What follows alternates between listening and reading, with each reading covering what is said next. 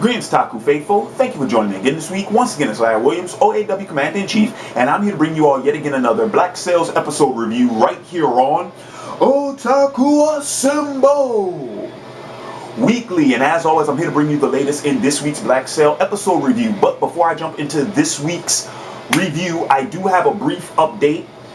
My Sons of Anarchy Season 6 review and my Legend of Korra Season 2 review will be uploaded at the end of this week, later this weekend. I actually didn't have enough time this past week to refamiliarize myself with the material and also to record the actual videos before I uploaded them. So right now I have planned to actually record each video separately throughout the week instead of trying to do it all in one day or in a weekend. I'm actually going to record them throughout the week so that they'll be ready to go come the weekend, because I also have my Month of Miyazaki video going up this weekend as well. So that's just that. Now, with that out of the way, let's go ahead and let's talk about this week's Black Sails episode, which this is my episode 2 review. Now, general thoughts on the episode.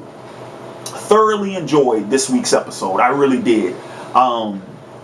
Just everything with, the build up, the suspense, the tension, the comedy, the drama, everything was working in this episode. Everything was rolling on all cylinders. And I'll get into more detail about, my favorite parts of this week's episode later in the review. But pretty much, let's talk about what happened in this week's episode.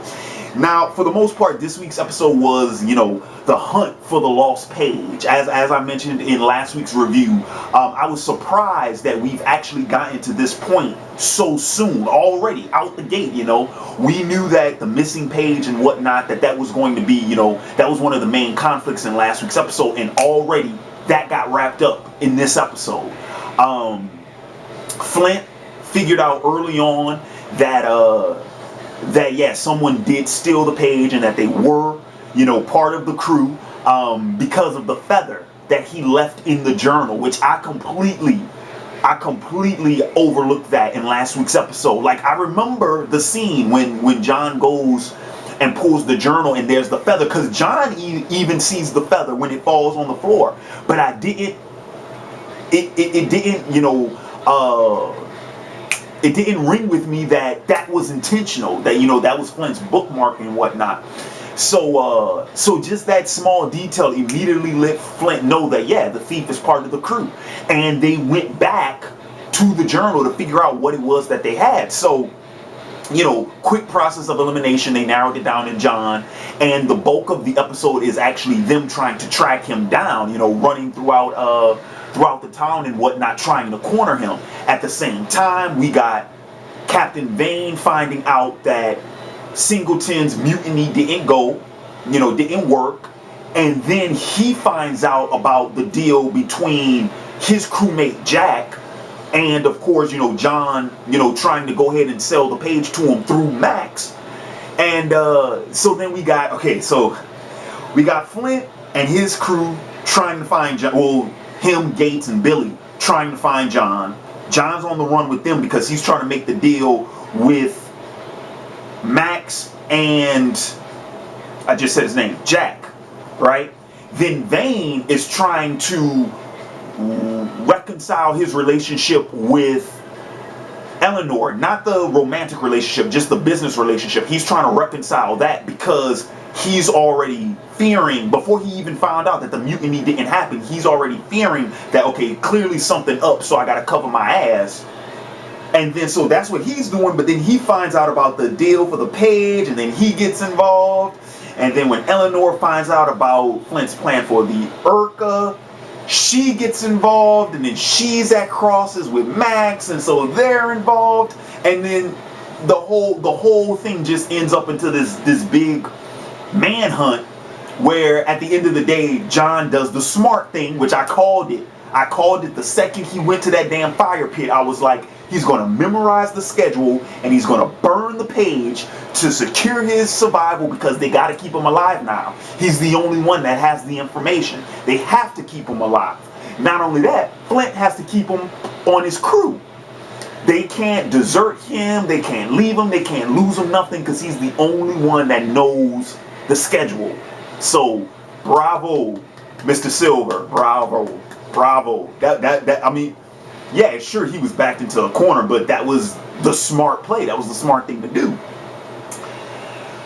And oh man, it was crazy. It was crazy. And then not only that, man, you want to talk about consequences and repercussions. Okay, so Flint managed to cover his ass with, you know, him and Billy lying about recovering the page. But now Jack and Vane know that Flint didn't have the page. And now John has to go ahead and coincide with their story so no one's the wiser of knowing what really happened. Eleanor making the business decision over an emotional decision pretty much broke up her and Max's relationship, which I'll talk about that in further detail later on in this review, because that was my favorite part of this episode, was Eleanor and Max's relationship and what happened with that. I'm still a little mind fucked about that, but I'll explain later on. Okay, so then we got that going on, and then gotta be a huge fucking pain in the ass. Jack lost his crew's money. Every dime they had that they were going to use in order to buy the page from John, Jack lost that money. He lost those pearls. So Captain Vane's double fucked now, and he's serious, and that's the guy you don't want to piss off. But I gotta imagine, you know, what he I gotta kind of feel for Captain Vane, because what he was setting up backfired with the mutiny. Then he finds out about this shit late. Then he finds out that his crew have been trying to work this deal behind his back, and by the time he finds out about the deal, the whole fucking thing gets kaput, because not only did Flint intercept them, but then they don't even have their money to at least go home with. Oh man. Alright, so let's talk about, let's get to my favorites, you know, things I want to talk about in this episode that I loved. Okay, well, of course, the manhunt for John. It was very entertaining, very tense, because there were numerous times where John could have gotten caught. I mean, the fact that they actually literally had to chase him to shore, I thought was crazy, because John had to figure out a way to get off the ship, and then he had to figure out a way to get to shore, and then Flint and them are on his ass like he knows, and they know that he knows, and that was crazy. Then they end up, oh man, the way they pieced the shit together, how Flint found out it was John to begin with, how Gates used the appraiser to track down John, that was fucking crazy. And then of course, you know, the chase at the end was, you know, on the rocks. That was awesome. All right, let me see. Is there anything else I want to mention before I get to Max and Eleanor? Because that's really what I want to talk about in this review. To be honest with you guys, I really want to talk. Okay, let's just go ahead and talk about that. Okay, Max and Eleanor. My favorite part of this episode. Great scenes, dialogue on point. That whole relationship was very well done. But what upsets me about the whole scenario is that we see the potential end of the relationship as soon as we see the relationship. It's like we saw them hook up at the end of the premiere, right? But I don't know about y'all, but I didn't immediately assume that they were in an actual, like, some type of romantic relationship. I just thought, you know, it might have been a fling, or it might have been friends with benefits, but they seemed like they were actually in love. And most of that we don't get until this episode. So we open up the episode with them, where we find out, it's like, oh snap, they really are involved with each other. And before the last scene of this episode, that relationship's done. As swiftly as it came, it went. And I'm kind of disappointed in that, because I would have liked to see that, you know, continue. Now that's not to say that they won't, you know, reconcile. There won't be some type of, you know, cathartic resolution there. That's not to say that won't happen. But as of right now, they're split. They're done. Max is leaving, and that's it. But the thing I like most about the relationship, and I have to mention this because it was so well done that for a moment I forgot about this. The way their relationship is written and the way the fallout happened, where Eleanor chose, her job and her ambition over the woman she loves. If I didn't know who the characters were, I would have sworn that was your standard platonic heterosexual relationship. And I can't help but bring attention. I gotta draw attention to that. Why? Because, ladies and gentlemen, boys and girls, children of all ages, this is how you write a relationship, regardless of if it's heterosexual or homosexual. If it's a man and woman, a man and man, or a woman and woman, it doesn't matter. This is how you write a relationship. Why? Because nothing about their romance and nothing about their fallout had anything to do with the fact that they were both women.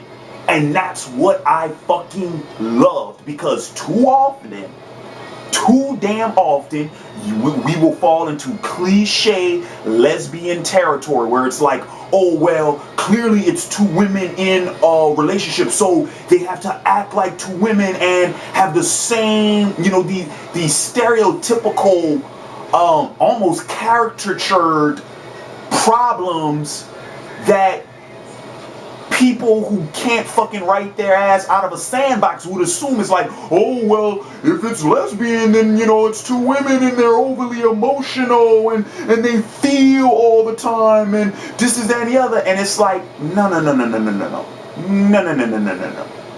That's not how you do it. That's not how you go about it.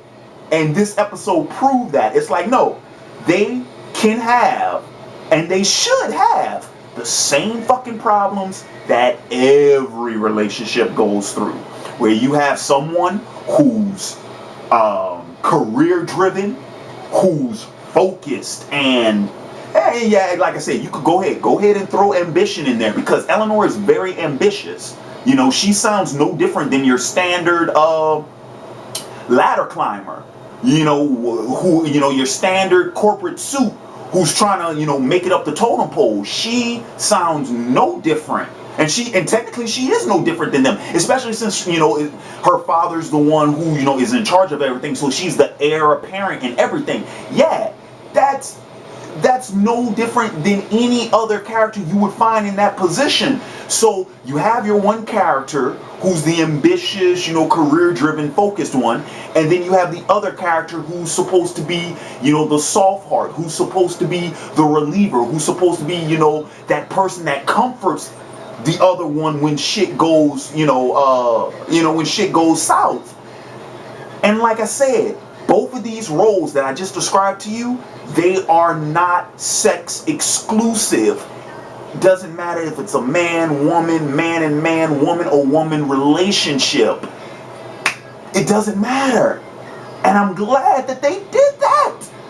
Okay, I'm going to go ahead and hop off my soapbox right now. But I'm sorry.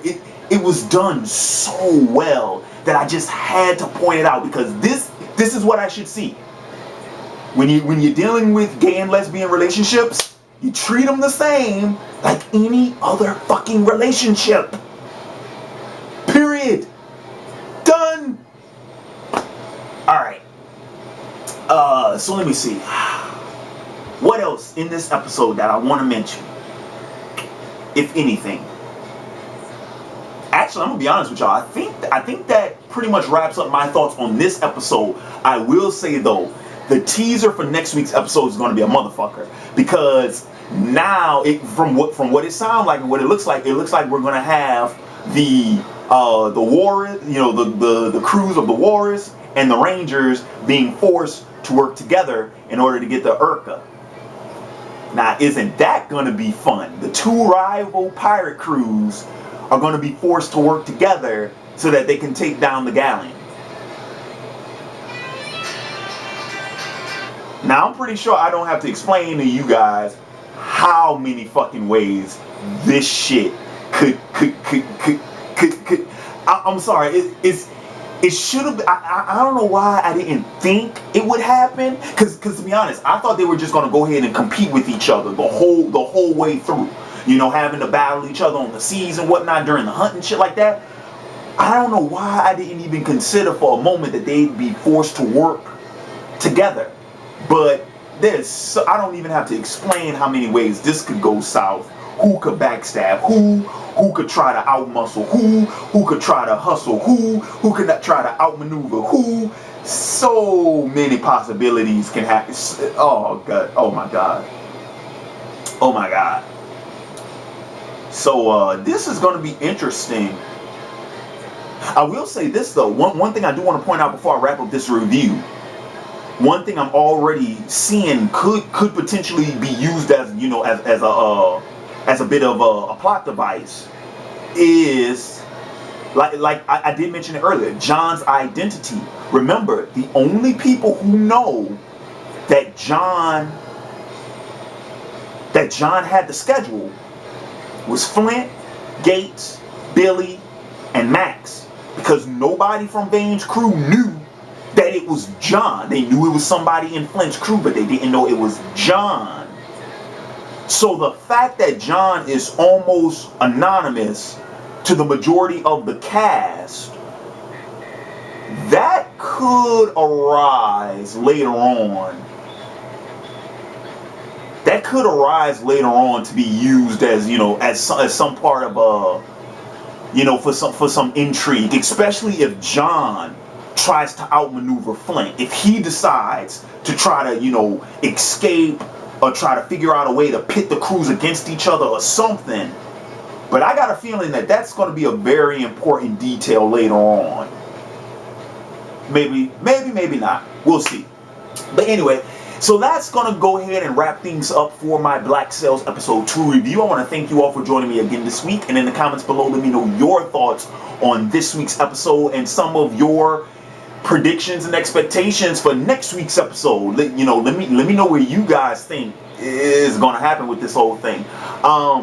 And as I mentioned at the beginning of this video, this is going to be my only video for this weekend. But next weekend, upcoming weekend, which is the weekend of the 7th, that's when you're going to get my Month of Miyazaki video, the Sons of Anarchy Season 6, and the Legend of Korra Season 2 reviews. And like I said, that's because like those videos should be up next weekend without a problem, because I'm actually going to be reviewing them throughout the week instead of waiting until the weekend to try to record them and upload them all. I'm actually going to space out that workload across the week, make it a little bit easier on myself, you know.